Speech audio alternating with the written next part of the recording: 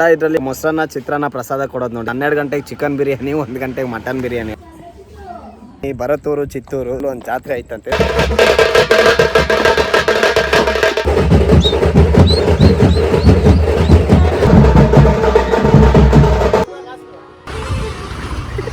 Time 3 ಗಂಟೆ ಆಯ್ತು.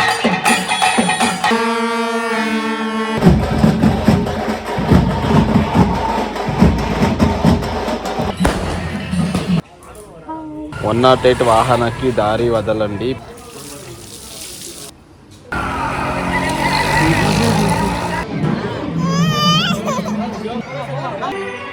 ನಮ್ಮ ಪ್ರಕಾಶ್ ಅವರು ಜಾಯ್ನ್ ಆಗಿದ್ದಾರೆ. ಕಾಟ್ಪಾಡಿಗೆ ಹೋಗೋದು. ಭರತ್ ಅವರ ಮಮ್ಮಿ ಡ್ಯಾಡಿ ಮದುವೆ ಆಗಿದ್ ಮಂಟಪ.